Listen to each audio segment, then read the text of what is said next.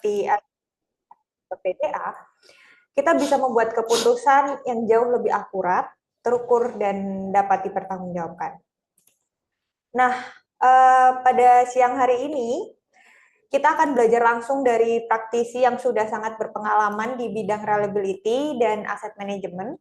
Beliau adalah certified di maintenance reliability profesional, yaitu CMP, lead auditor ISO 55001 2024, dan juga certified di asset reliability practitioner, dengan pengalaman panjang di bidang industri dan reliability engineering. Langsung saja kepada Pak Untung, kami persilahkan untuk menyampaikan materinya. Layar dan waktu kami persilahkan. Assalamualaikum warahmatullahi wabarakatuh. Waalaikumsalam warahmatullahi Terima kasih wabarakatuh. kepada Mbak Intan, Mbak Tami, dan teman-teman ya. Dan Mbak Ora nih sebagai moderator ya.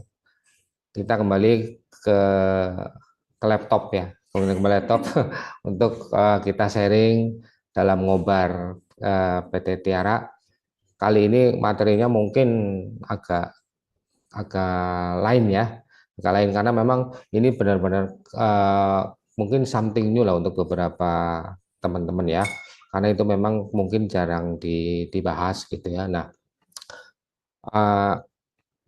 materinya apa Mbak Ora nih sekarang nih ceritanya? Expert judgment untuk menentukan life cycle strategi. Ya, expert judgment untuk menentukan life cycle strategi. Oke, lanjut. Boleh ke itunya? Ke slide.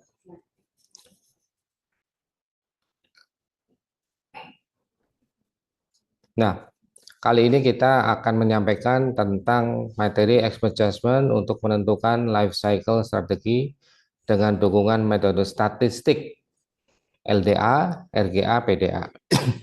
LDA itu Lifetime Data Analysis, RGA itu Reliability Growth Analysis, dan PDA itu Probabilistic Degradation Analysis. Oke. Lanjut. Nah, ini saya sampaikan juga tentang background. Mbak Aura aja yang menyampaikan itu introduction-nya. Nah, oke, Pak. Untuk introduction dari Pak Untung sendiri, beliau bernama Bapak Untung Priyatno. Beliau memiliki sertifikasi di bidang maintenance reliability profesional, lead auditor ISO 55001, dan juga asset reliability practitioner. Beliau last employment-nya di PT Tiara Vibrasindo Pratama sebagai reliability technology expert. Beliau lahir di Banyumas 13 Maret 1968. Untuk educational qualification-nya, beliau dari mathematics program tadi computer science dari Gadjah Mada University, UGM ya Pak ya. Okay. Asli jasanya asli. Asli ya Pak ya. Asli jasanya asli. Okay. Kemudian untuk working experience-nya yang terakhir ada di PT Tiara hingga saat ini. Sebelumnya beliau sempat di Pertamina Persero, di Pertamina Hulu Energi, dan juga di BP West Java di tahun 2000 sampai 2008. Dan ini berarti dari programmer dulu ya Pak ya? Ya, program. Sampai sekarang di Tiara. Lanjut. Ya, itu sedikit tentang background saya ya. Kenapa saya backgroundnya non teknis ya, tapi kita bergerak di bidang teknis karena memang di matematika itu banyak ini pembahasan statistik ya. Nah, statistik itu kaitannya sangat erat dengan reliability. Reliability, statistik itu memang ilmu yang agak rumit ya. Jadi kadang-kadang agak sulit dipahami dan lebih sulit lagi untuk menjelaskan. Jadi nah kemudian memang tugas saya waktu itu di BP UNBJ West Java itu memang diminta untuk ngurusin itu maintenance management ya. Jadi bergerak dalam bidang maintenance management di offshore Northwest Java.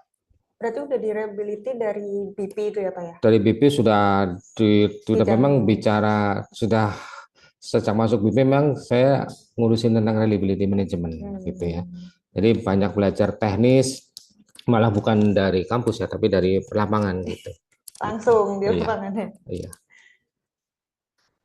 Lanjut, Mbak.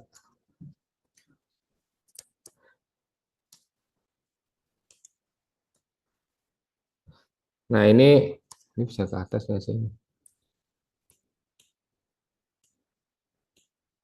Ini kita sampaikan tentang aset manajemen sistem structure ISO 55001 2024. ISO itu merupakan organisasi yang kalau kita lihat itu singkatannya apa sih? Kebanyakan teman-teman mungkin menjawab International Standard Organization. Padahal kan bukan. ISO itu International Organization Standardization. IOS. Kenapa sih nggak ISO namanya? Kok itu? Ya terserah yang punya, mereka menyampaikannya seperti itu ya. Memang dulu namanya International Standard Organization ya sebelumnya, tapi sekarang sudah menjadi International Organization for Standardization. Kalau kita lihat 55001 tahun 2024 itu perjalanannya itu dimulai dari PAS 55. PAS 55 itu publicly available specs. Itu adalah ada spesifikasi yang dikeluarkan dari British Standard. Waktu itu pemicunya menjadi ISO 55001 itu adalah salah satunya itu kecelakaan besar yang terjadi di Teluk Meksiko, Gulf of Mexico.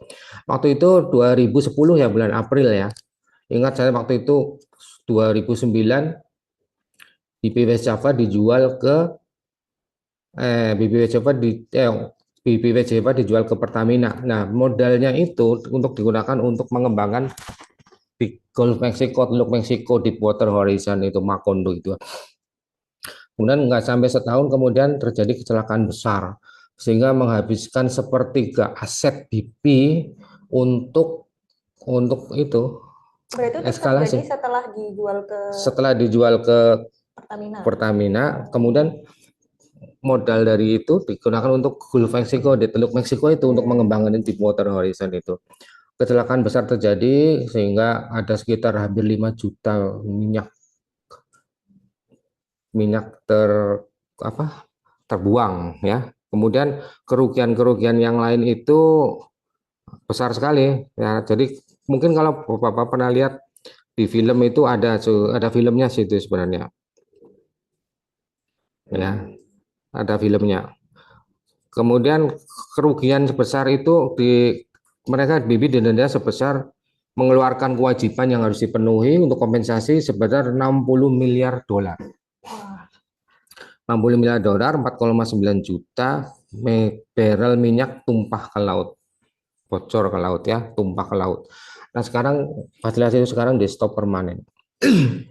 Jadi itulah pelajaran yang kita bisa ambil tentang pentingnya aset manajemen. Nah setelah itu maka kemudian 2014 keluarlah namanya ISO 55001 ya. Sebelumnya ada PAS 55. Di PAS 55 itu ada life cycle strateginya. Kalau di ISO yang pertama muncul 2014 itu belum muncul life cycle strategi, tidak wajib. Nah, untuk perbedaannya dengan ISO yang sebelumnya, ISO 55001 sudah mewajibkan ada life cycle strategi, kemudian ada itu climate change, weather and climate change. Itu 2024 ya. Yang terbaru. Nah, ISO itu menggunakan ini pendekatan siklus PDCA, Plan Do Check Act ya. Nah, ini kalau saya lihat di sini ada 10 klausul ya. Pertama context of organization, leadership, planning, support, operation, performance evaluation dan improvement. Nah, pembahasan kali ini kita terkait dengan planning, support, operation dan sampai ya hampir semuanya improvement juga. Ya, performance evaluation dan improvement. Oke, lanjut. Ya teman-teman kalau mau bertanya silahkan bisa interrupt nggak apa-apa langsung atau lewat chat ya. Oke. Nah ISO 55000 planning tentang ini action to address risk and opportunities. Ini kaitannya dengan kita definisikan risknya apa, kemudian planningnya apa untuk mengidentifikasi risk tersebut dan untuk memitigasi risknya. Oke, close. Lanjut, Mbak. Oke. Lanjut. Ini masih planning ya. Lanjut lagi. Nah, ini ada klausul life cycle. Life cycle itu masuk ke dalam operation ya. Operational planning and control including life cycle management. Dan ini di ISO 55001 sebelumnya tidak ada. Di 2024 sudah ada. Kalau di PAS 55 namanya physical asset management ya. Kalau sekarang tidak hanya physical asset management, tapi memang secara keseluruhan lebih luas menjadi asset management. Oke. Oke, lanjut. Lanjut lagi. Ini materinya banyak, mudah-mudahan selesai 1 jam ya. Nah, ini framework asset management decision making the whole life cycle approach. Dari 5 life cycle ini, design, installation, commissioning, operation, maintenance, disposal, itu ada kita mulai dari desain. Desain itu kita melakukan operation plan, desain dan reliability prediction. Oke, dari prediction itu kita bisa lihat dari value history atau dari value history di tempat lain. Kalau ada di tempat kita sendiri, kalau tidak ada kita pakai OREDA, offshore onshore reliability data. Kalau data electrical beda lagi ya. Kemudian sampai kepada ini kepada aging asset management, jadi risk precision. Kemudian dari aging asset management ini dalam maintenance, apakah kita akan menentukan menjadi disposal atau decommissioning, itu banyak faktor yang mempengaruhi. Bagaimana kita akan menghitung umur aset? Apakah aset ini harus di condition, recondition, atau harus di replace, atau bisa kita lakukan maintenance lebih lanjut? Nah, itu nanti kita pakai metode itu. Lanjut, Mas. Nah, ini beberapa quantitative and qualitative reliability engineering method. Nah, kita yang bicarakan sini kita pakai namanya yang kuantitatif. Kuantitatif itu kita bisa hitung, kemudian kita mendapatkan angkanya ya. Nah, lanjut. Coba ke atas lagi sebelumnya, Mbak. Maaf. Nah, di situ ada, kalau kita bicara dari awal ya, what, how, dan why. Kita bisa memakai metode FMEA, RCM, RCA, HRA, HALT. Itu ada kesini HRA itu Human Reliability Analysis. Jadi sesuatu yang kadang-kadang lupa dibicarakan, didiskusikan, dianalisa itu adalah Human Reliability Analysis. Jadi selama ini kita hanya berkutat kepada equipment saja, equipment atau prosedur.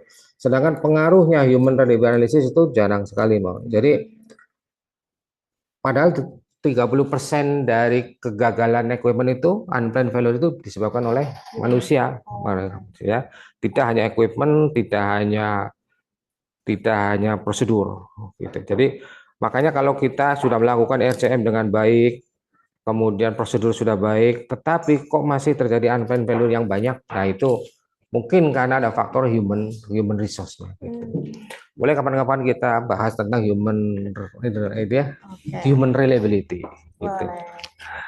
Nah, situ kemudian pada fase when and how much kita lakukan namanya LDA, RAM, ORT, ALT, HRA. Ya, ORT, LDA lifetime data analysis, reliability and availability maintainability analysis, operational readiness test, inspection and repair, ya, dan lain-lain. Nanti materi jangan khawatir, nanti akan dibagikan ya, Mbak. Ya, nanti bagian ya, Mbak. Oke. Gratis. Saya lanjut. Nah, ini kebiasaan yang sering menjadi kesalahan ya dalam aset manajemen. Jadi gini, kalau kita memprediksi kegagalan suatu equipment, unplanned failure, itu bisa dilakukan dengan beberapa cara, Mbak. Oke. Apa aja itu? Apa? Satu, lewat condition monitoring ya. Kedua, lewat lifetime data analysis. ketiga lewat PDA, Probabilistic Degradation Analysis, dan RGA, Reliability Growth Analysis. Pada umumnya sekarang orang membedakan antara static equipment dan rotating equipment. Rotating hanya bicara kepada unplanned failure history, ya. Padahal statik itu pun bisa dilakukan melalui reliability, tidak hanya melalui RBI. Contohnya gini, kalau rotating umumnya mereka menggunakan prediksi itu menggunakan unplanned failure history. Nah, sedangkan yang statik misalnya pipa, tangki dan lain-lain itu mereka menggunakan reliability, pendekatan namanya PDA, Probability Degradation Analysis. Nah, sama-sama bisa melakukan pendekatan, tapi sebenarnya itu pun reliability, PDA itu bisa kita lakukan dua-duanya. Rotating equipment, misalnya kita turbine blade, turbine blade kita tidak punya history failure, tetapi kita bisa lihat kalau dia punya keretakan, kita pakai PDA. Di mana PDA itu merupakan bagian dari risk-based inspection-nya ya. Jadi rotating equipment bisa menggunakan lifetime data analysis, kita bisa menggunakan failure history, dan kita bisa menggunakan juga probabilistic degradation analysis. Pipa juga bisa gitu, vessel juga bisa begitu. Berarti untuk semua peralatan ya Pak? Semua peralatan kita bisa menggunakan istilahnya RCM dan RBI gitu lah ya. Sekarang kan orang hanya bilangnya ada dua kubu nih. RBI hanya untuk statik, rotating memakai RCM, padahal dua-duanya itu bisa dilaksanakan. PDA, LDA bisa ya. Kemudian ada satu lagi, ada namanya accelerated test. Itu untuk menentukan prediksi kegagalan. Nah, jelas Mora? Oke. Nah, ini ada 10 kesalahan yang biasa dilakukan di aset manajemen. Yang pertama itu mengasumsikan eksponensial PDF untuk semua tipe equipment dan komponen. Padahal belum tentu eksponensial PDF itu cocok fit proper untuk failure history, ya. Belum tentu. Kita punya namanya nanti ada korelasi. Korelasi itu untuk menentukan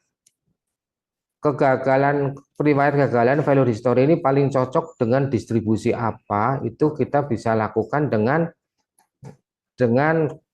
plot. Nah, dari plot itu kita punya korelasi. Nah, korelasi itu yang akan menentukan ini yang paling cocok apa untuk melakukan analisa lebih lanjut. Oke. Kemudian yang kedua, menggunakan MTBF dan value rate sebagai performance index, padahal itu bukan satu-satunya jalan untuk melakukan ini prediksi ya. MTBF mean time between failure. MTBF itu walaupun nilainya sama, tapi failure pattern itu yang perlu. Ya.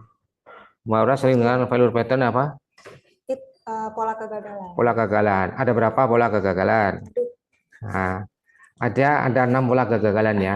Ada kegagalan yang berhubungan dengan age related, ada yang non age related. Nah, mungkin nilai MTBF-nya sama. Misalnya kita punya equipment dioperasikan selama 1 tahun, Januari sampai akhir Desember. Dua kegagalan terjadi di bulan Januari atau Februari. Atau kegagalan bulan Januari, bulan Juni, bulan Desember. Atau kegagalan di bulan November dan Desember. Itu MTBF-nya sama, tapi prediksinya nanti akan beda pasti. Sama-sama nilai MTBF-nya sama, failure-nya sama, tapi kita lihat plottingnya seperti apa. Nah ya, itu akan membedakan. Jadi makanya kalau kita hanya pakai data OREDA itu tidak cukup. OREDA itu kan pertama datanya itu data punya orang dengan kondisi equipment yang berbeda, operating konteksnya berbeda, kondisi cuaca dan lainnya berbeda, ya. Maka kalau kita punya failure history sendiri akan lebih baik kita pakai itu. Lebih ya, tepat sasaran gitu ya. Lebih tepat sasaran. Kemudian yang ada hubungannya dengan materi sekarang ini, ada nomor 6 tuh, do not consider ALT, HLT, dan ELGA when necessary. Accelerated life test, high accelerated life test, dan reliability growth analysis. Ya. Kemudian nomor 9, do not consider life cycle cost as part of reliability engineering analysis. Oke, do not consider reliability engineering as part of asset management. Oke, lanjut.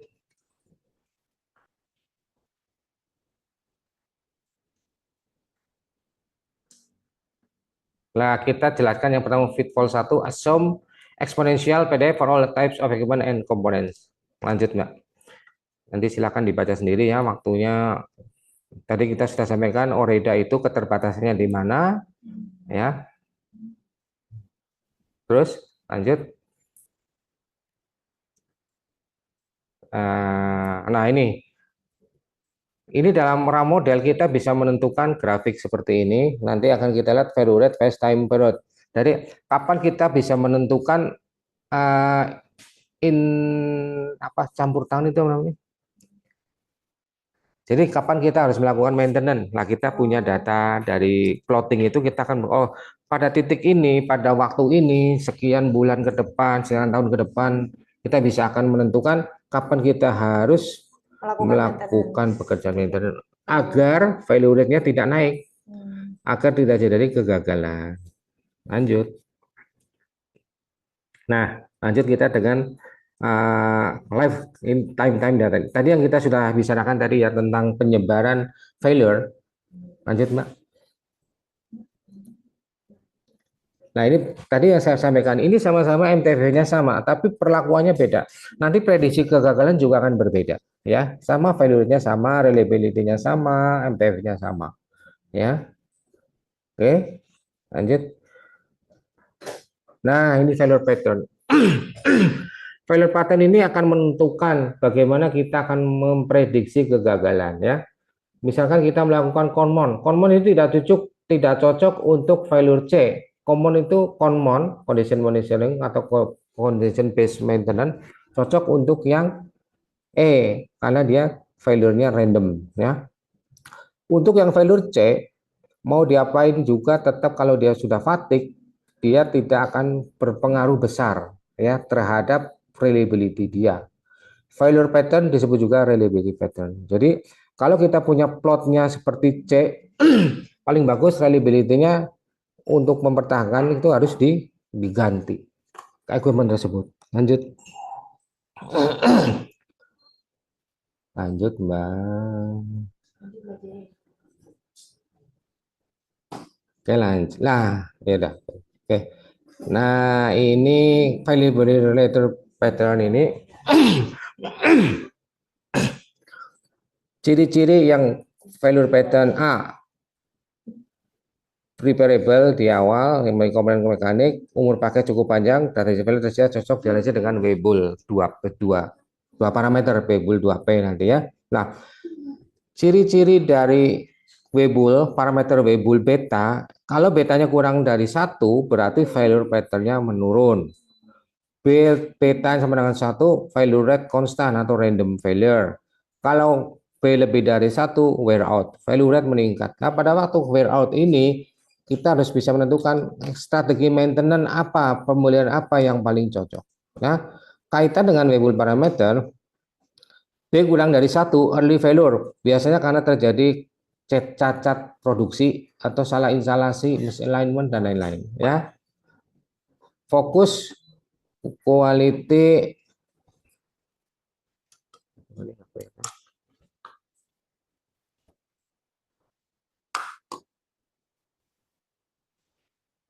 ini ketutup ini nih, Mbak. Diklik ininya, bukan dari tulisan. Nah, beta kurang dari 1, fokus quality dan installation. Kalau B-nya 1, random failure, fokus ke CBM, condition based maintenance. Bayu tolong yang ini ditutup itunya, Windows itunya. Nah, kemudian kalau B lebih dari 1, wear out, time based replacement. Mau nggak mau harus diganti. Oke, lanjut.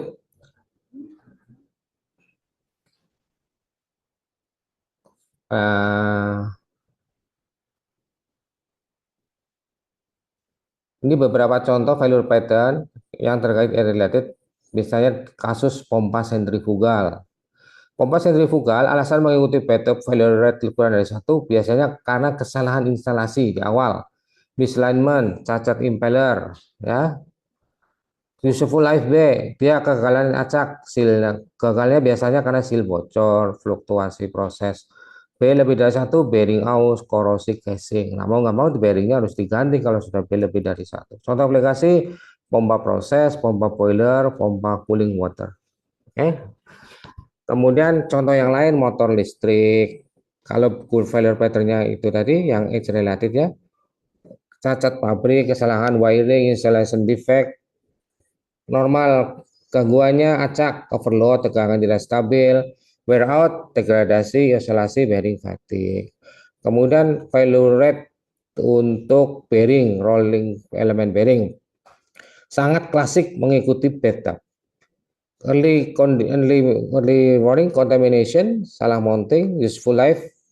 Ketika setelah failure rate-nya konstan, umumnya kegagalan, ya, kegagalannya acak. Kemudian wear out, fatigue, spelling. Oke. Sebab kemudian kontrol valve. Pola kegagalannya early, masalah actuator, setting positioner, normal, kegagalan akibat fluktuasi proses, wear out, erosion trim, packing aus.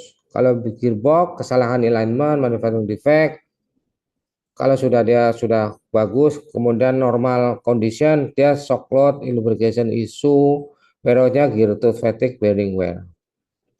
Kalau instrumentasi, pressure transmitter, flow transmitter biasanya early electronic defect, instalasi buruk. Normal, random electronic failure, wear out, aging komponen listrik. Heat exchanger, welding defect, gasket failure, normal, doding rusak, wear out, corrosion, tube thinning. Lanjut. Ini udah berapa menit nih? Setengah jam ya. Apakah kayaknya Mbak Ora kita mau lanjut atau Boleh lanjut. maksudnya yang ini kita lewatin aja failure pattern kan Mungkin ya? secara ini aja kali ya Pak, Ya, secara ya. umumnya failure pattern. Oke.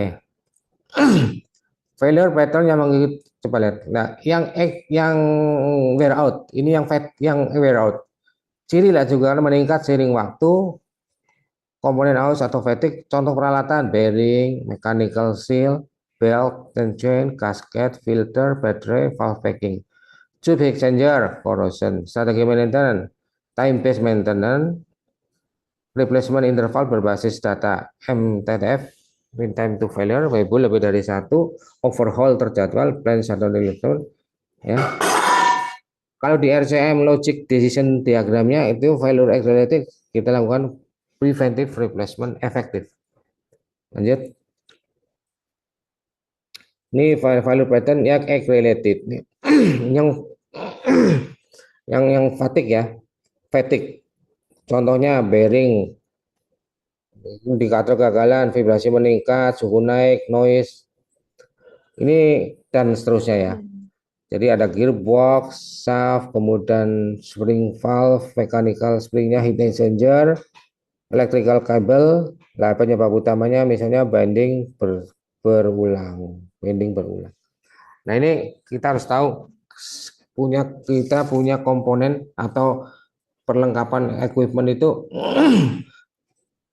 mengikuti trending failure pattern atau real pattern seperti apa untuk menentukan strategi maintenance. Nah, dalam kondisi ini kalau misalnya kita punya reliability pattern seperti ini, kita melakukan conmon itu tidak pas. Contohnya itu yang paling bagus ya itu strategi maintenance-nya itu schedule replacement ya paling atau visual inspection kalau enggak run to failure. Run to failure kalau untuk yang tidak critical atau nilai dari kehilangan produksinya tuh yang diakibatkan loss production-nya itu bisa kecil, sangat kecil. Lanjut.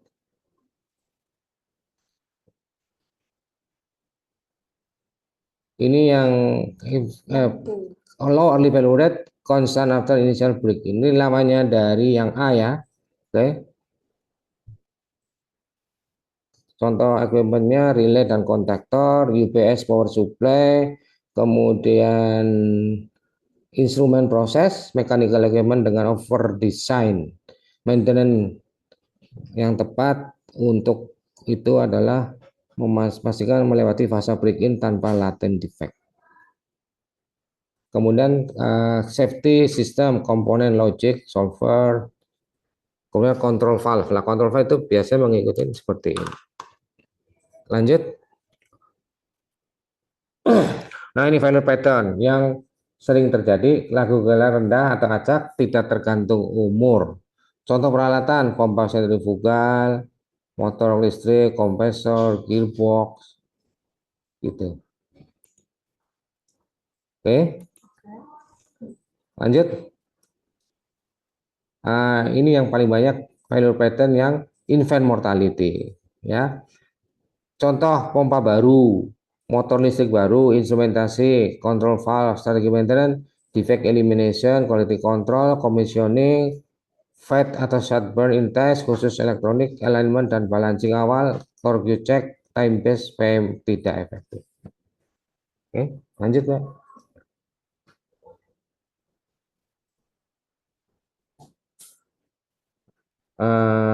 Atas tadi yang atas. Ini cara sederhana menghitung parameter beta dari Webull ya. Kita punya file history ada 5, kemudian kita hitung, kita Webull parameter kita plot, nah akan ketemu itu nilai betanya. Kemudian kita yang paling penting di sini adalah nilai kolerasi R kuadrat. Semakin tinggi R kuadrat atau korelasi, semakin dia match cocok dengan pattern yang akan diplot. Nilai korelasi itu antara 0 sampai 1. Ya, kalau ini 0,998 itu udah benar-benar berarti ini cocok nih korelasinya, berarti dia akan mengikuti pola Webull yang terplot tadi yang grafiknya itu ya. Untuk failure historinya tapi ada minimal atau Minimal ya minimal tidak ada, cuma kalau minimal itu jadi analisisnya kurang kurang kurang valid ya. valid. Semakin banyak value history akan semakin baik. Ya.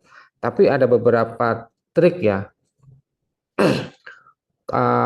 Kalau kita misalkan kurang value history-nya, kita bisa pakai tambahan informasi dari value history tempat lain lah ya, kita bisa pakai. Kalaupun kita nggak, kalau misal tidak ada juga, kita bisa pakai untuk ngitungin MTF-nya pakai Orida. Oke. Terus lanjut.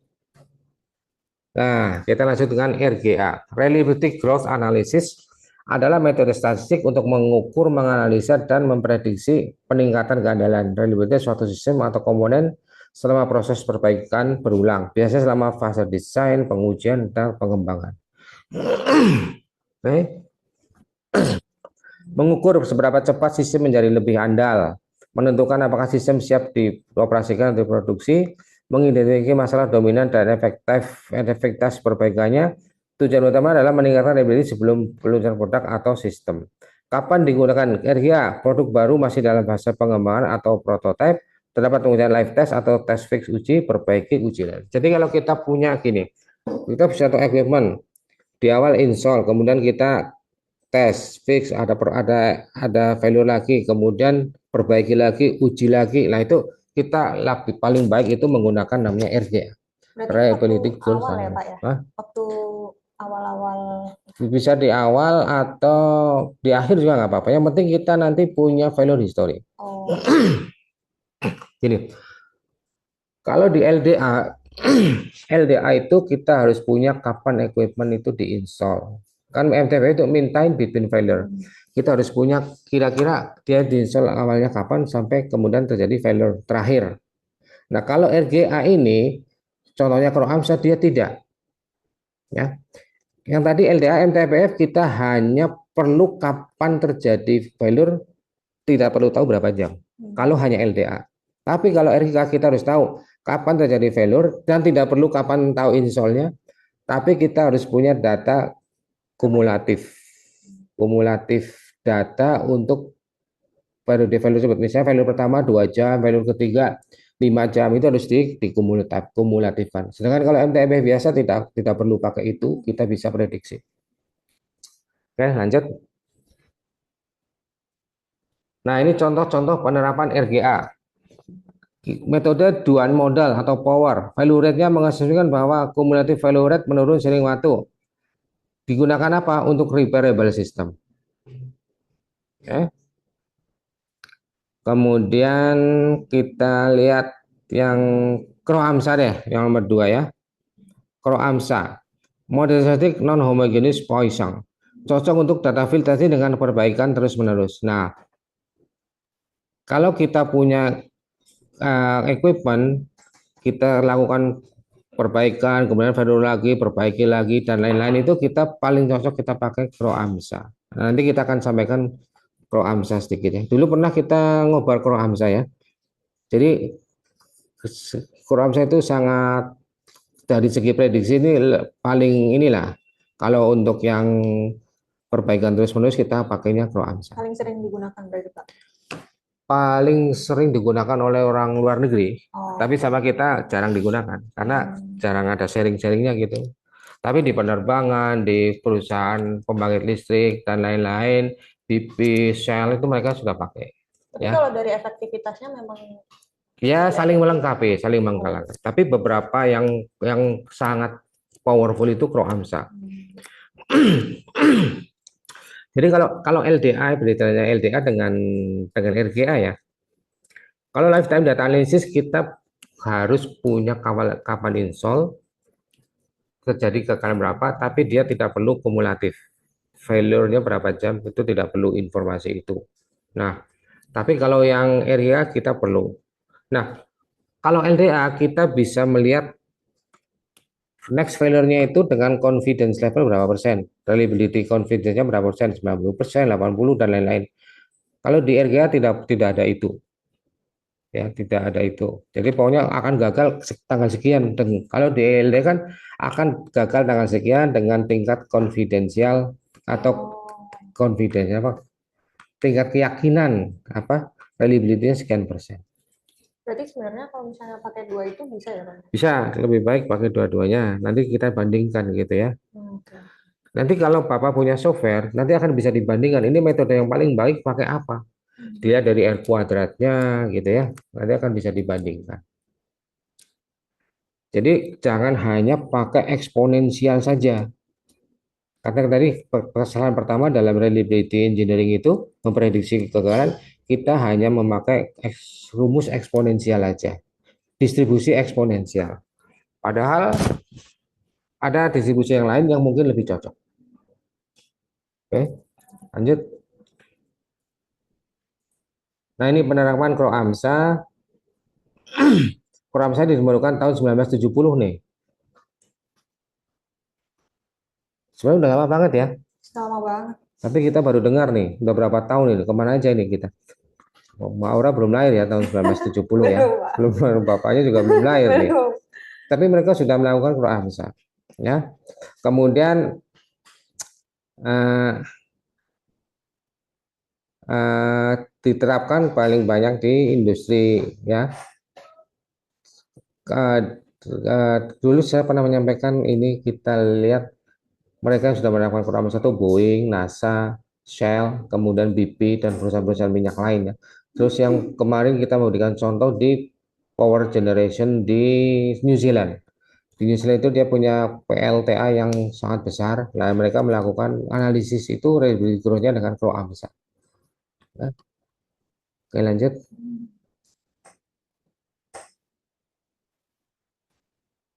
Ini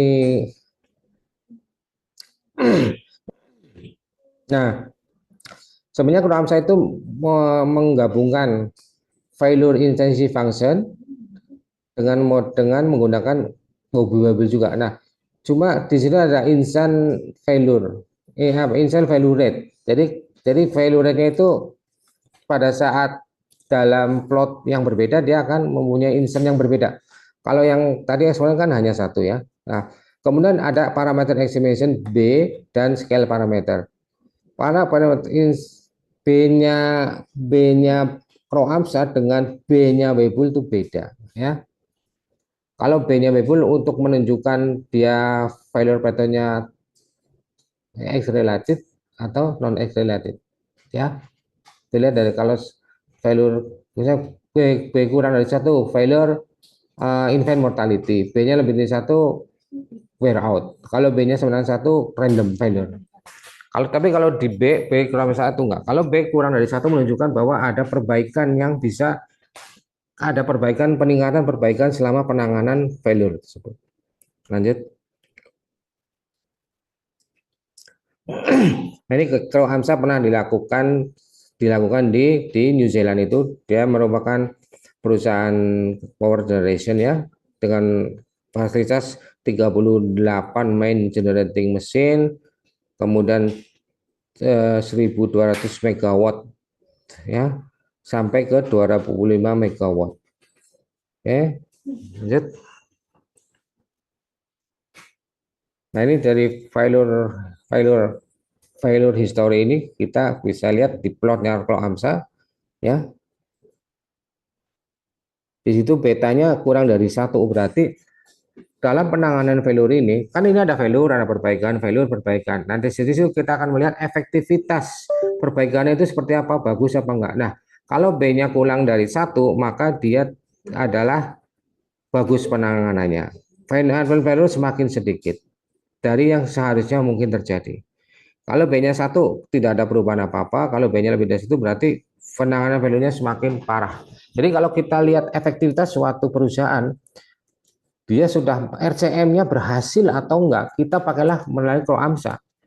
Kalau dengan RCM berhasil, misalkan 2 tahun kemudian, 3 tahun kemudian, atau 4 tahun, kita bisa lihat failure rate-nya itu semakin, parameter betanya itu semakin kecil, berarti itu RCM berhasil. Ya, RCM berhasil. Kalau RCM-nya tidak berhasil, atau gitu-gitu aja, begitu juga dengan betanya 1. Kalau dari RCM kok malah banyak failure, tambah failure banyak ya, karena produksinya semakin kecil, maka B-nya lebih dari 1. Nilai parameter betanya itu. Jadi kalau pakai aplikasi yang lain kita tidak bisa memprediksi seperti itu. Kita akan melihat efektivitasnya, efektif apa enggak kita pakai ini. Jadi CRO-AMSA itu bisa dilakukan untuk memprediksi failure dan untuk melihat growth analisisnya seperti apa.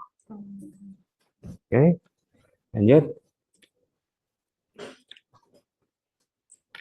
Nah, ini bagaimana kita memplot CRO-AMSA. Nah, kalau kita punya software, Reliasoft, kemudian Minitab, Blocksim, kemudian Maros, apalagi yang lain-lain ya, itu kita bisa melihat ini. Kita bisa menghasilkan plotting seperti ini. Nah, kalau kita tidak bisa, punya software itu kan mahal ya. Mahal, terus uh, license-nya juga mungkin hanya beberapa. Nah, kita bisa pakai namanya free software nih, pakai Python. Dari Python itu nanti kita install library, kemudian source-nya kita ambil, kemudian kita jalankan, akan keluar grafiknya sendiri ya. Oke. Kita lihat nilai betanya di situ berapa. Betanya itu berarti 0, yang F1 sampai 5 0,7, Kurang dari 1 semua. kurang dari 1 semua, berarti ada perbaikan penanganan unbound value ya. Nah, hebatnya CRO-AMSA ini, kita punya value ada 24. Kita bisa lihat F1 sampai F5 berapa, F1 sampai F10 berapa, atau F1 sampai ke F24 sekalian bisa. Nah, dari value history 1 sampai 5 kita bisa prediksi value ke 6 sampai ke 10 dan seterusnya. Atau dari value history yang ada dari F1 sampai 15 kita bisa prediksi value sampai 16 dan seterusnya. Nah, nanti kita akan bandingkan dengan prediksi value tersebut dengan kenyataan yang terjadi. Ternyata deviasinya itu hanya 5 hari, 5 hari. Jadi kita bisa prediksi, kita punya 24 failure, kita hanya menggunakan 10 failure atau 5 failure, ternyata deviasinya tidak sampai lebih dari seminggu. Bisa maju, bisa mundur. Itu prediksi kapan akan terjadi kegagalan. Oke, lanjut. Nah, ini prediksi kegagalan. Nah, kita punya prediksi aslinya itu adalah value history-nya dari 24 ya.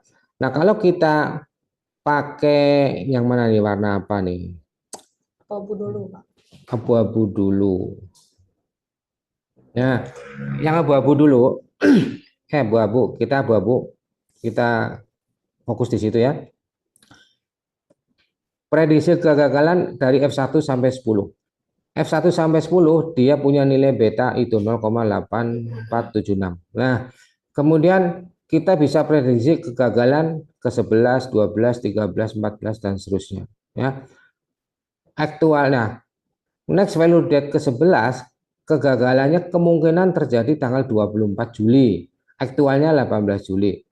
Kemudian kegagalan ke-12 3 Agustus, aktualnya 8 Agustus sampai ke kegagalan ini kegagalan seterusnya. Ada standar deviasinya itu 4 hari. Ada yang minus, ada yang plus gitu ya. Kemudian yang F1 yang hijau bawahnya ya. Kita pakai data F1 sampai F5 ya. Dari kegagalan F1 sampai F5 kita punya nilai beta, kita bisa prediksi kegagalan 16. Perkiraannya 12 Desember, ternyata aktualnya 2 September. Oke. Lanjut. Lanjut, tadi udah dibahas ya. Nah ini effectiveness indication of maintenance program yang dilakukan tadi oleh Meridian New Zealand itu. Nah di situ garis yang kita lihat garis yang red line itu annual beta value. Annual beta value itu semakin rendah. Maka sejak tahun 99 itu mereka sudah punya trending hasilnya sudah kelihatan bahwa value rate-nya itu semakin rendah. Dengan ada apa? 2099 itu ada loop point analysis tahun 99, kemudian Conmon tahun 2000 dan seterusnya sehingga tahun 2003 semakin rendah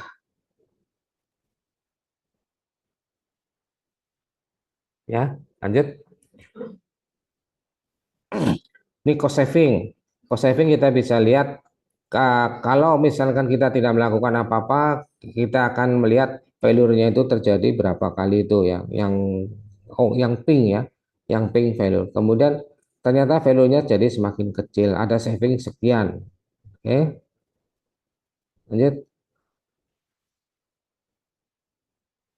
Nah ini major chemical plant ini ada safety incident nih. Menariknya di sini. This graph predicted next safety incident to occur on May 16 Mei 2024. Actually occur 11 Mei 2004. If you can predict. Jadi sebelum terjadi failure dia sudah prediksi nih. Failure ini akan terjadi pada 16 Mei 2024 nih dengan perhitungan dengan data-data yang tabel 4 bawah itu. Tetapi aktualnya terjadi pada tanggal 11 Mei. Lebih dulu berarti ya. Lebih dulu berapa 5 hari. Prediksinya itu ya. Prediksi 5 hari. Jadi sebenarnya kalau kita prediksi 16 Mei terjadi, mungkin sebulan sebelumnya agar tidak terjadi failure. Itu hanya dengan data yang tabel 4 itu ya. Safety data yang tabel 4. Lanjut. Ini Houston Light Rail Incident. Jadi dengan menggunakan Cro AMSA dia bisa mengurangi 157 accident. Kemungkinan kalau dia tidak melakukan apa-apa, kemungkinan terjadi 235 accident ya. Tapi setelah itu accident kan mungkin nggak bisa hilang 100%, mungkin ada beberapa lah. Itu bisa menghindari 157 accident, mengurangi ya, mengurangi. Terus, nah ini kita lanjut ke PDA, Probabilistic Degradation Analysis. Probabilistic Degradation Analysis kita bisa melakukan failure prediction tanpa mempunyai data failure sebelumnya. Makanya kita pakai namanya degradasi. Degradasi itu ada pengurangan ya. Misalnya gini, pipa tadinya tebal, kemudian menjadi degradasi, akhirnya jadi tipis. Kemudian ada tangki ada lubang kecil. Kemudian lubangnya semakin lebar, akhirnya jadi bocor. Itu degradasi dari material atau equipment tersebut. Nah, kita bisa melakukan prediksi kegagalan walaupun kita tidak punya value history dengan menggunakan metode PDA, Probability Degradation Analysis. Lanjut.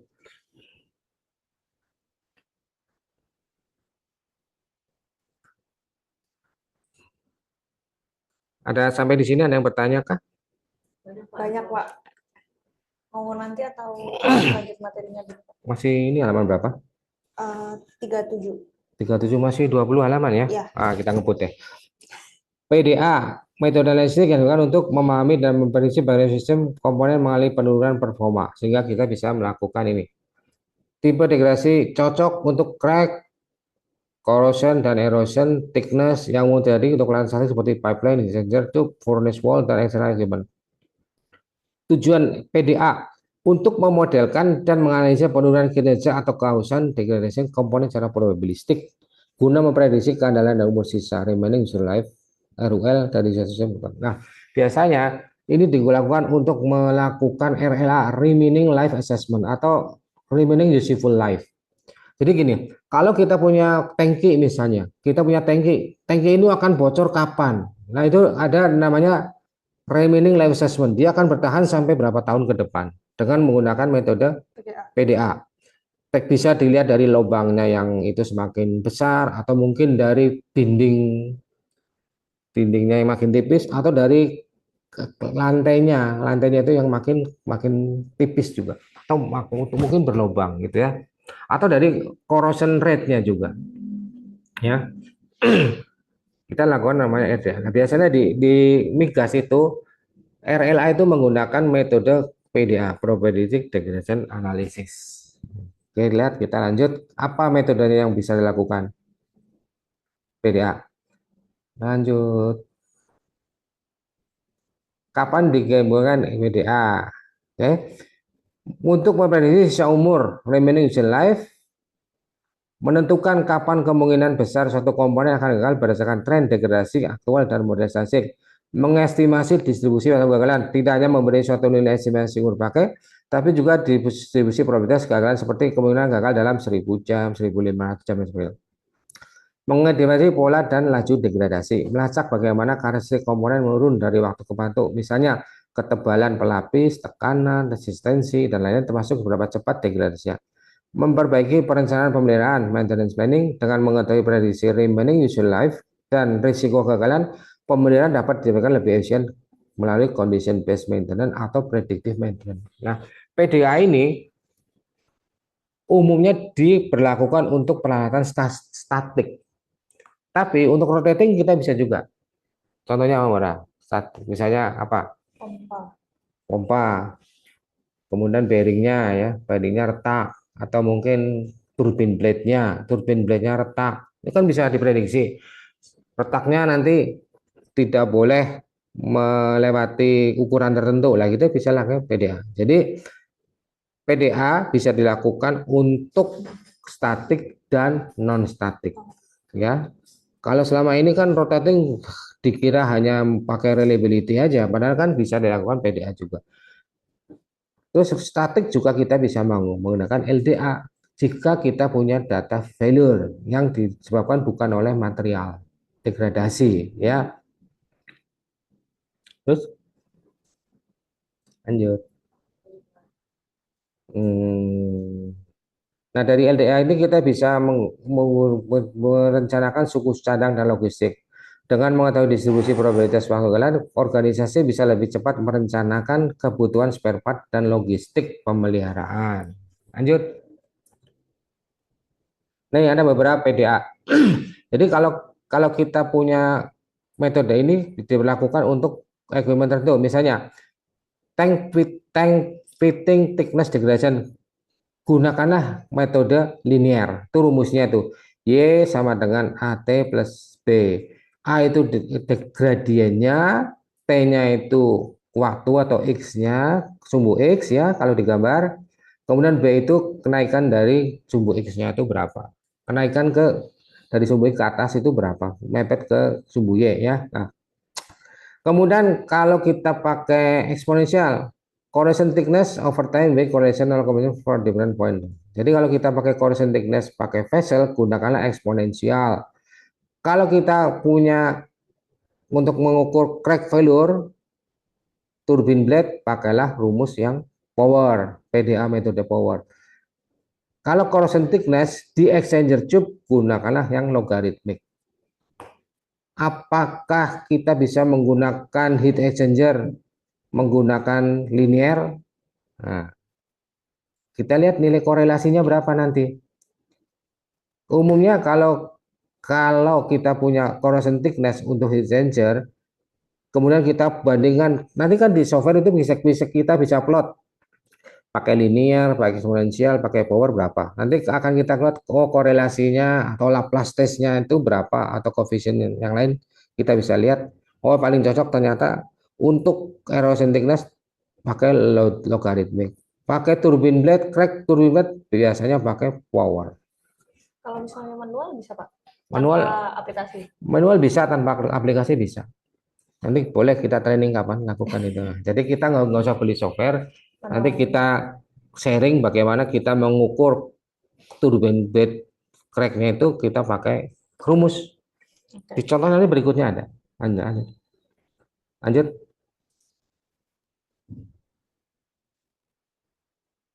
Nah ini case study ya, case study. Tes studi misalnya linear kita pakai untuk thinning wall, power, crack failure, corrosion thickness, compact electrical insulation, material creep, boiler, corrosion piping, lipot, Lloyd lipo, turbin pompa kompresor generator. Compact and lead valves also as method in RGA. Tapi dia apa jarang umum ya. Mungkin untuk kasus-kasus tertentu bisa. Paling sering yang 4 itu ya Pak? Paling ya 1, 2, 3, 4, 5, 6 itu.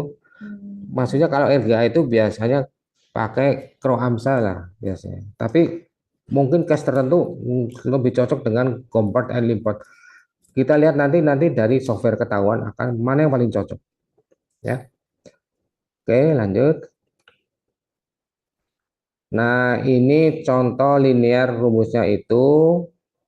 Nah, di situ kita akan punya data degradasi fitting, tank fitting degradation. Jadi dari bulan 1 kita punya beberapa tangki ya, ada 6 tangki ini. Bulan 1 tangki 1 0,12 mm per year. Bulan kedua 0,7 mm, 0,17 mm. Jadi semakin besar lubangnya ini ya, semakin besar lubangnya. Tank wall 2 juga sampai 6. Lanjut. Nah, di situ ada maksimum yang boleh tercapai 1, yang kolom paling kanan 1,0. Maksimum fitting thickness itu 1.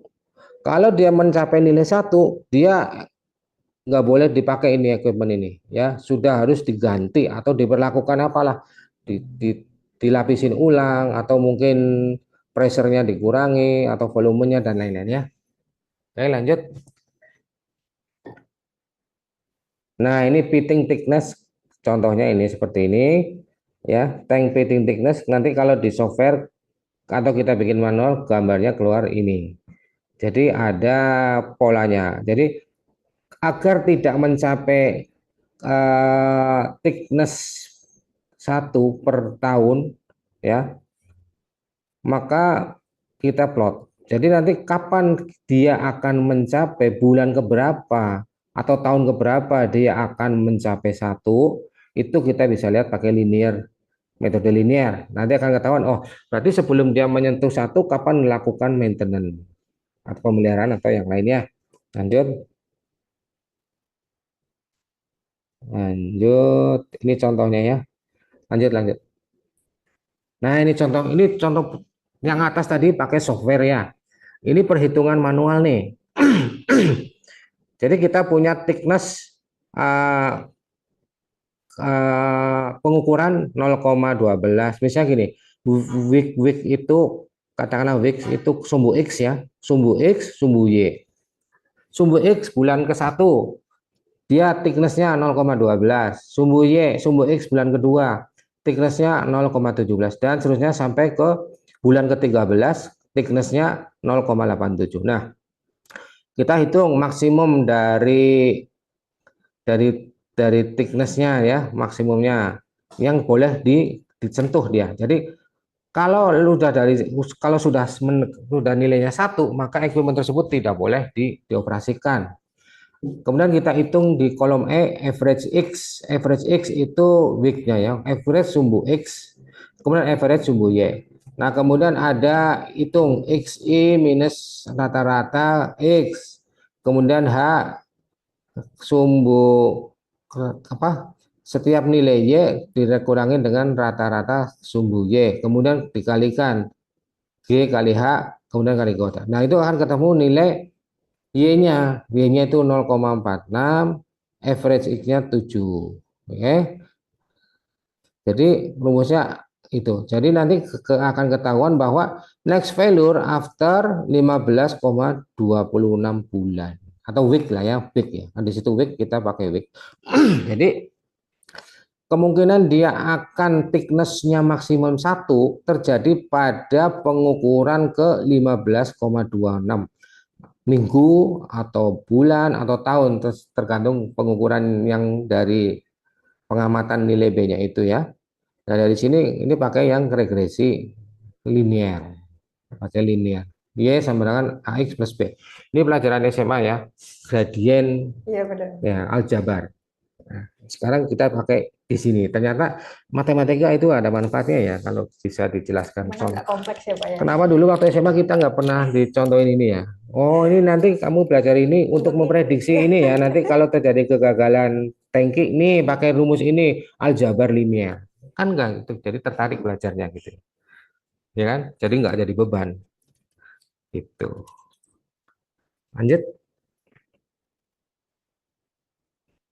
Nah, ini Y sama dengan B sama dengan E pangkat AT. Oke. Ini facial degradation ya. Oke, lanjut. Ini contoh datanya gitu ya. Lanjut. Pakai metode eksponensial. Ini contohnya corrosion, corrosion ya. Facial degradation, corrosion. Facial corrosion failure type. Jadi kalau facial korosi dalam facial itu pakailah eksponensial. Lanjut. Kalau power, power digunakan apa? Untuk apa? Turbine blade crack degradation. Power, pakai rumus power. Oke, terus ini contohnya. Jadi sama dengan regresi linear, cuma tampilannya beda ya, cara ngitungnya beda. Tapi prinsipnya sebenarnya sama. Kita ngitung parameternya dua, A-nya berapa, X-nya berapa. Ya, sama B-nya.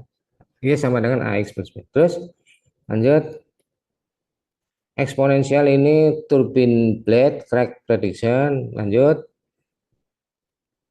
kalau logaritmik ini digunakan untuk heat exchanger tube erosion.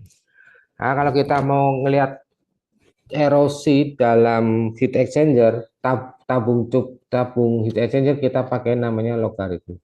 Rumusnya itu Y sama dengan A kali logaritma natural time-nya plus B. Sama-sama nilai parameternya 3. Kita ngitung A, ngitung B, sama ngitung Y. Ya, Y-nya akan terjadi kapan?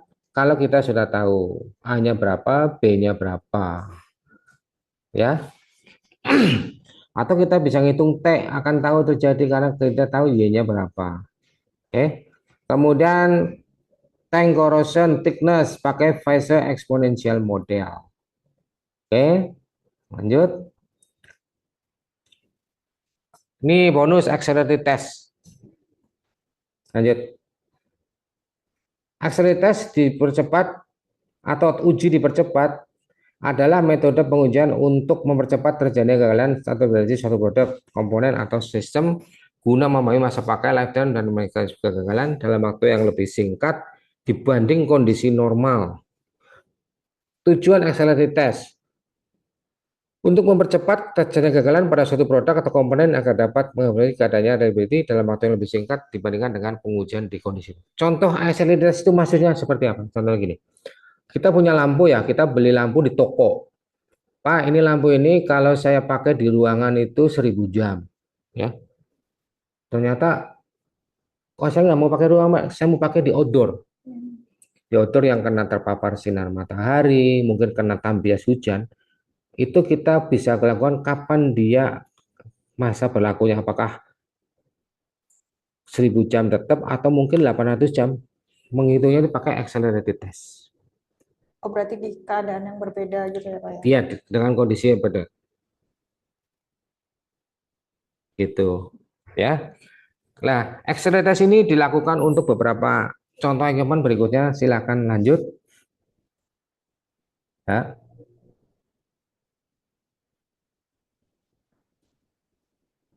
Pak, Lanjut lagi. lanjut. Kapan digunakan? Tuh, mengukur lampu. Kemudian nih, mengidentifikasi mekanisme kegagalan, mengungkap atau kegagalan yang mungkin tidak terlihat. Contoh, retak solder karena siklus panas dingin. Kemudian mempercepat validasi produk baru, digunakan oleh research and development atau BE untuk mempercepat produksi produk pasar. Ya, contohnya yang lain, makanan.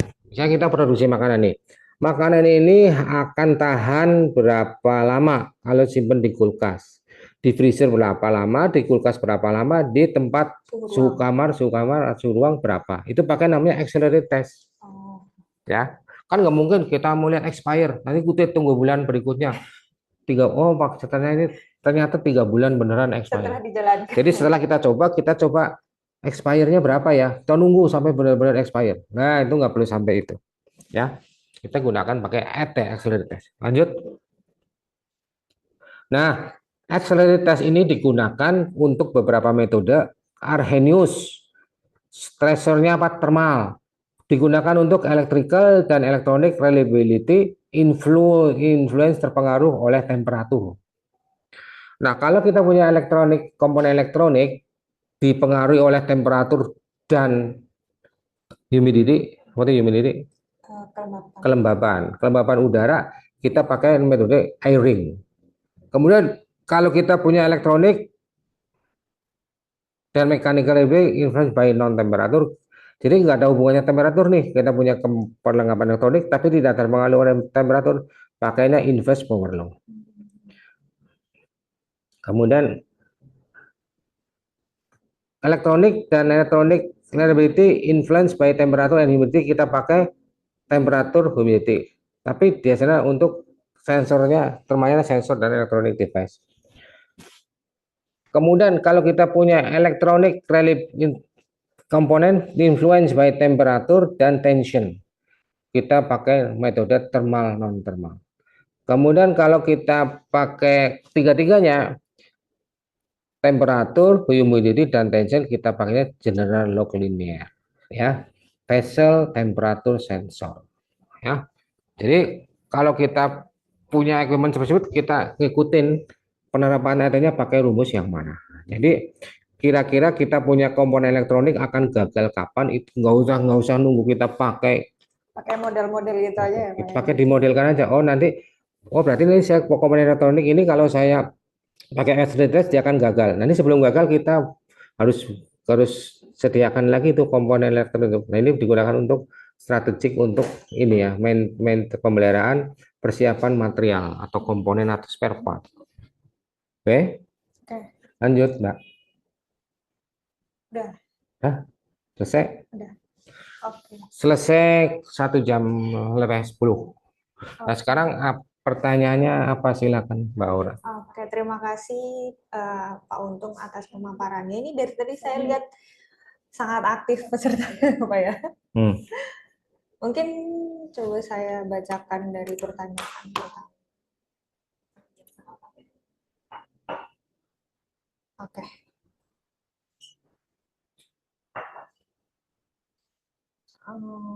Silakan Mbak Aura pilih pertanyaan sampai dari setengah atas apa. dulu berarti ya Pak ya? Ya, tolong dibacakan.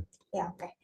Dari Pak Widayat Agung Wibowo, ada 3 pertanyaan nih Pak. Yang pertama, apakah penerapan ISO 55001 work untuk diimplementasikan di industri F&B? Kemudian apakah percontohan industri F&B itu sudah implementasi ISO 55001 di Indonesia, dan sebutkan 5 alasan kenapa ISO tersebut itu worth untuk diimplementasikan di F&B. Ya, ini ISO 55000 Asset Management itu ada 3 audit yang bisa dilakukan. Audit sistem, audit proses, dan audit produk. Jadi ISO 55000 Asset Management itu bisa dilakukan untuk mengakses audit 3 hal, Mas. Satu, sistem manajemennya juga sendiri, bagaimana prosedur-prosedur yang dilakukan. Kemudian satu lagi apa? Prosesnya. Prosesnya sudah mengikuti dengan apa yang sudah ditentukan oleh bisnis prosesnya apa enggak. Kemudian ada lagi audit produk.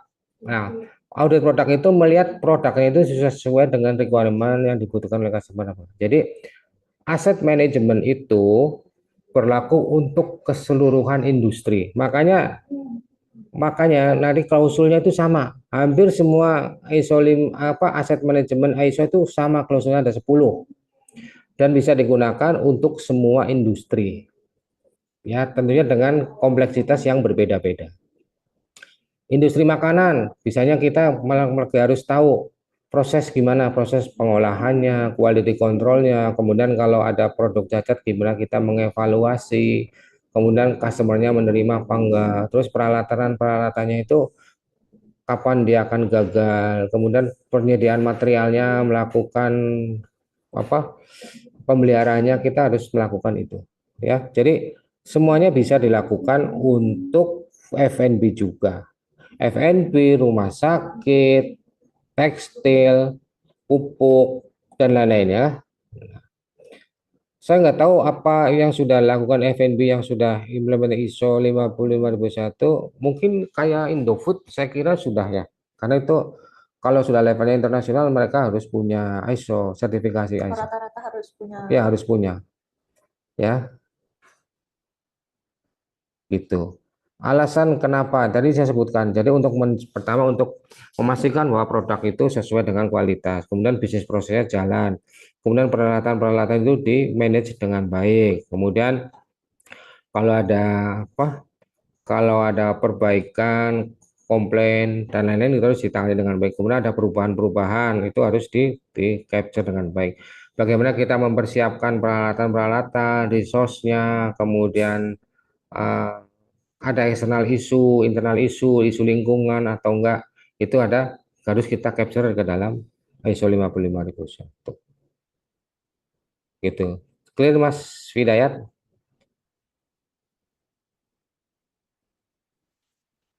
Oke, kalau saya kira lanjut pertanyaan berikutnya. Pertanyaan berikutnya dari Pak Fari Halmuafi. Jika ada hidden failure, bagaimana kita mendeteksi dan pattern failure-nya serta maintenance apa yang cocok? Istilah hidden failure itu apa sih sebenarnya? Failure yang tersembunyi. Contohnya apa? Nah, kita contohkan dalam kehidupan sehari-hari ya. Failure yang tersembunyi, hidden failure. Contohnya kita punya mobil, Mas. Mobil itu hidden failure dari suatu mobil, contohnya itu adalah ban serep. Ban serep itu hidden failure, potensi hidden failure. Karena apa? Dia ketika tidak digunakan, nggak ketahuan itu masih berfungsi dengan baik nggak. Beda dengan ban yang empat, kanan, depan, belakang, depan, kiri, kanan itu empat ban yang dipakai, roda yang dipakai. Mereka begitu pilih mobil, tekanannya sama tuh. Bannya sama, mereknya sama, ukurannya sama, tekanan banyak sama, ya. Tapi yang empat dipakai, yang satu nggak dipakai. Yang empat nggak dipakai, yang empat dipakai itu kita akan lihat kalau dia terjadi kegagalan akan kelihatan, misalnya banyak tipis atau kempes. Kita langsung bisa lihat, oh banyak kempes karena mungkin nggak nyaman. Terus dilihat, oh ternyata kempes, kemudian kena paku dan lain-lain. Tapi kalau yang ban serep kita tidak bisa melakukan itu, Mas. Jadi salah satunya cara untuk melihat hidden failure itu potensinya apa dan mencegahnya kita dan failure finding. Dalam SM nanti kita akan bahas untuk hidden failure itu kita lakukan failure finding task. Jadi gini, kalau kita punya mobil untuk meyakinkan bahwa ban serep kita itu tidak bocor, tidak kempes ketika pakai, mungkin Bapak perlu melakukan sebulan sekali atau 3 bulan sekali ngecek tekanan ban. Tekanan bannya dicek, kemudian kalau misalnya kempes harus segera dipompa. Padahal kan mereka tidak dipakai, kok tiba-tiba kempes? Sebabnya apa? Nggak ada yang tahu. Itulah disebut hidden failure. Hidden failure itu terjadi juga untuk peralatan yang ini standby, ya standby kayak pompa, pompa cadangan, kemudian backup backup engine, backup power generation, kemudian redundancy, peralatan redundancy, backup atau standby ini biasanya potensi hidden failure. Nah, hidden failure itu bisa dilakukan salah satunya dengan failure finding task. Itu Oke, biasanya berarti dilakukannya per berapa lama, Pak? dilakukannya nanti dilihat dari manufakturernya kan biasanya menentukan. Tapi kalau tidak menentukan kita bisa praktis kita lakukan sendiri berdasarkan histori. Misalnya gini, kita punya ban serep di pabrik nggak ada kewajiban itu kita harus mengecek ban serep setiap berapa bulan, kita sendiri yang punya inisiatif, ya. Oh ternyata misalnya kita punya mobil baru 3 bulan kemudian bannya kempes, kita harus harus ganti dari ban serep. Ban serepnya kita, oh ternyata kempes juga, oh berarti ini jangan sampai 3 bulan nih ban serepnya, harus kita lakukan failure finding test, ya gitulah mas.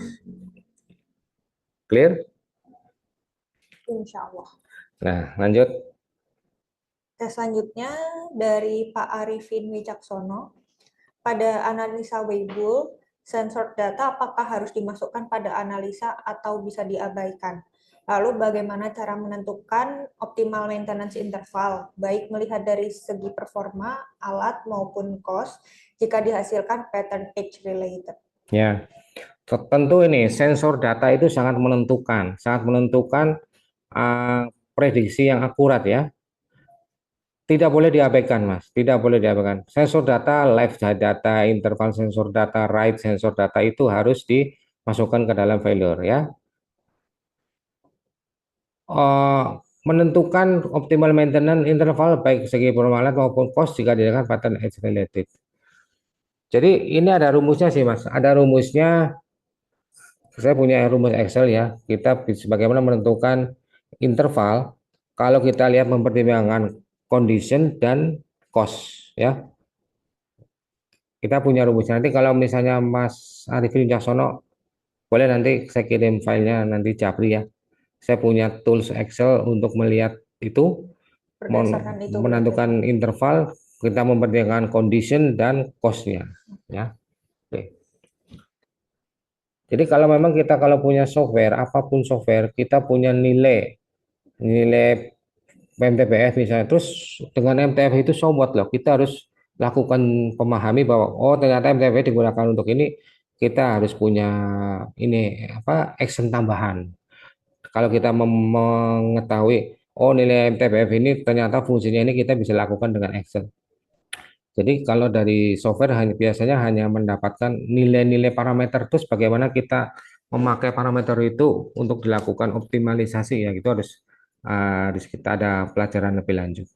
Tapi kalau yang untuk ini menentukan maintenance interval dengan mempertimbangkan kondisi dan cost, kebetulan saya punya file Excel-nya ini, nanti boleh saya sharing. Tolong nanti Mas Arifin Japri ya, silakan. Oke, terima kasih Pak. Mungkin ke pertanyaan selanjutnya. Selamat dari Pak Daud Malomo. Selamat siang Pak, ini masih berhubungan dengan LCS. Di monitoring CBM sendiri itu ada beberapa teknologi yang diterapkan untuk satu peralatan. Misal pompa A, teknologinya vibration analysis, thermos, oil analysis, dan MCSA. Ini terkendala dalam penentuan STTUS aset. Jika Status aset. status aset. Jika salah satu teknologi misal high alarm, tapi teknologi yang lain normal, ada atau tidak metode yang pas untuk menentukan status peralatan tersebut?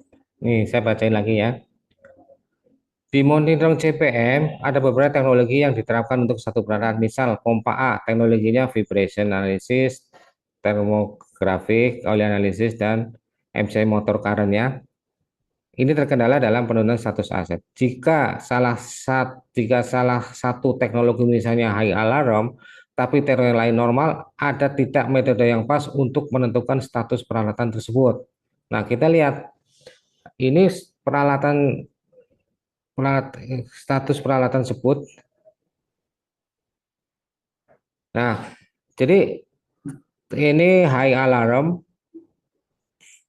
Ini satu bagaimana ya, metode yang lain bagus-bagus, tapi ada satu teknologi yang menyebabkan dia high alarm. Ya seperti kita contohnya gini ya, konmon itu kan seperti kita lihat general check up manusia. Manusia ini general check up, dilihat dari ultrasound, detak jantungnya bagus, ya detak jantungnya bagus. Kemudian apalagi kekendalan darah atau oli analisisnya bagus, ya. Kemudian apalagi yang semisal borskop itu misalnya kita lihat di dalam tubuh kita, pankreas kita ada batu atau enggak, kemudian empedu kita ada batu atau enggak, kan borskop ya contohnya ya. Kemudian termografi misalnya suhu tubuh kita, nah itu kan malingnya bagus, tapi ada satu yang menyebabkan itu high alarm ya. Lah high alarm itu yang harus dicek, harus fokus kenapa itu terjadi. Nah itu bisa pakai analisis ya. Kalau misalnya itu high alarm itu kan maka statusnya itu secara umum dia bukan wellnessnya masih danger ya, bukan hijau lagi, kuning atau belum sampai merah. Kalau sudah sampai merah kan sudah terjadi failure atau benar-benar sakit gitu ya, sehingga tidak bisa beraktivitas. Nah itu yang harus dilihat lagi, kenapa high alarm itu dengan tertentu. Metodenya apa? Ya kita sesuai dengan dokter tadi, misalnya lambungnya yang salah ya bagaimana mengobati lambungnya gitu ya. Gitu Mas. Iya, pemadanya seperti itu ya.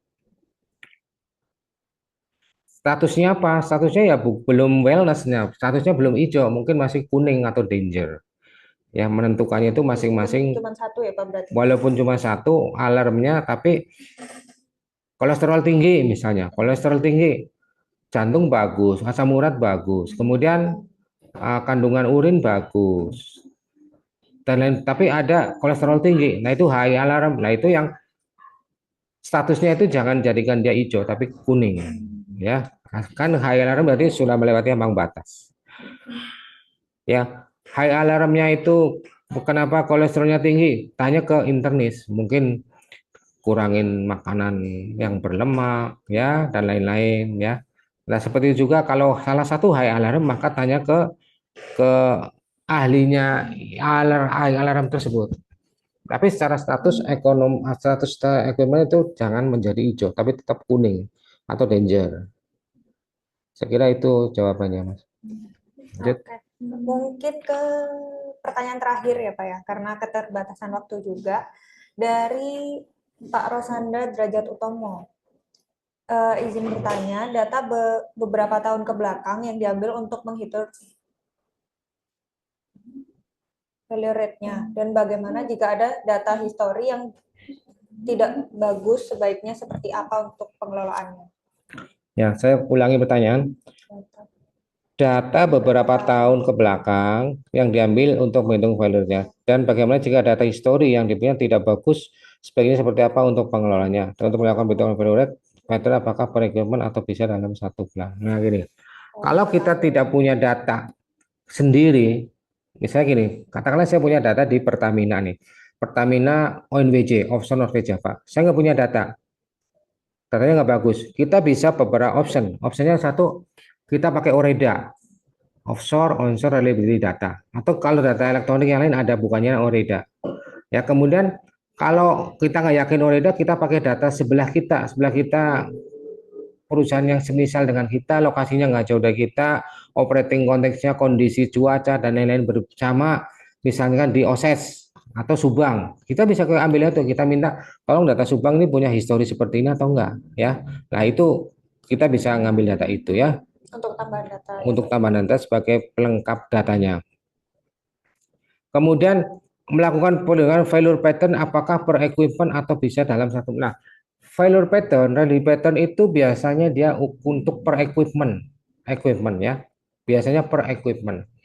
Failure pattern itu bukan per plan, tapi per equipment.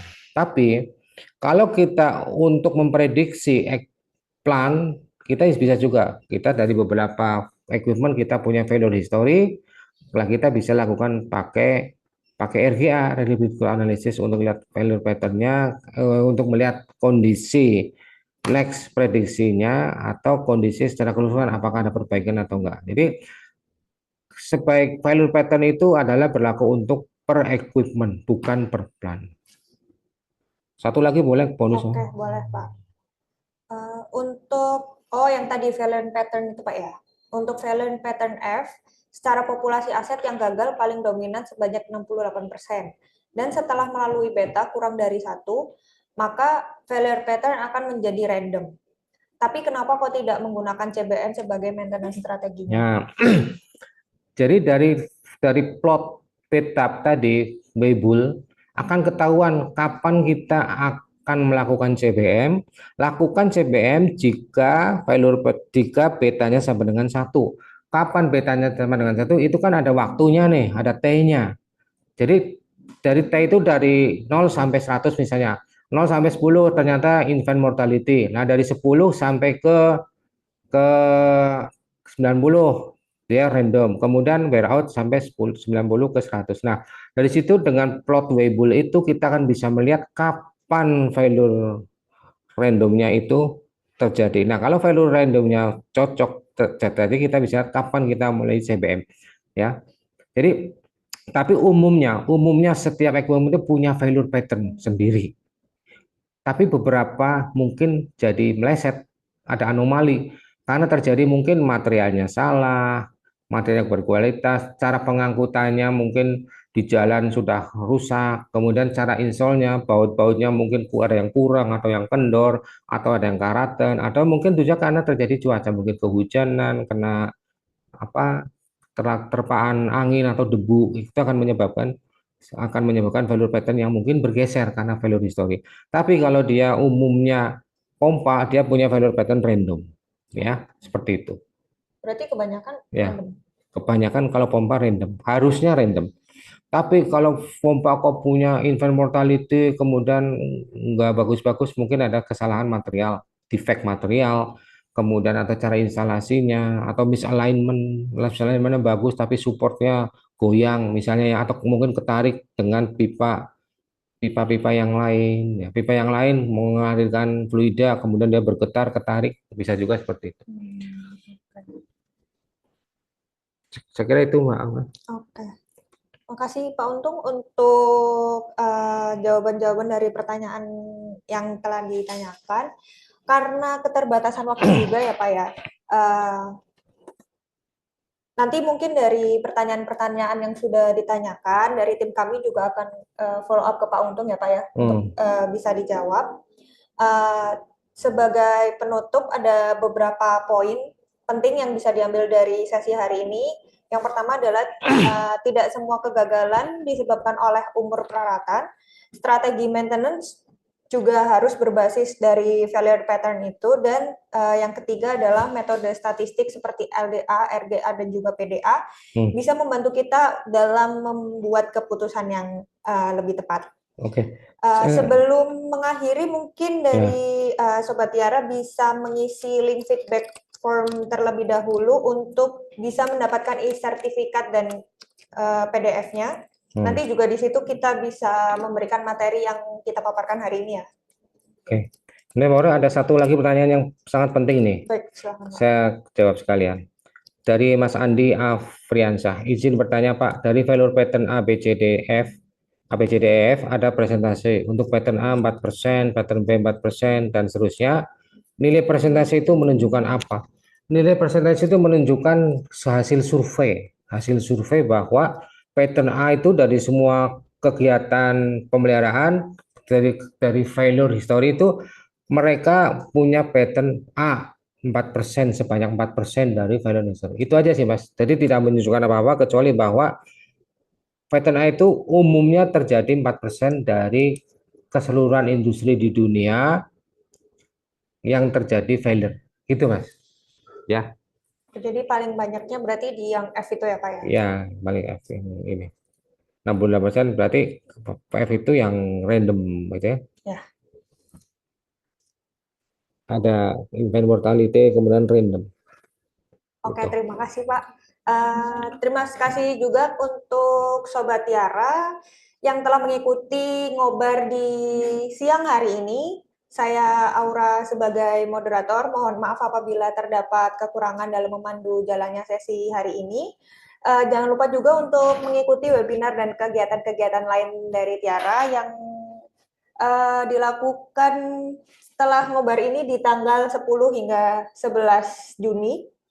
Oke, terima kasih untuk semuanya. Wassalamualaikum warahmatullahi wabarakatuh. Selamat siang Waalaikumsalam dan warahmatullahi sampai jumpa wabarakatuh. kembali. Terima kasih.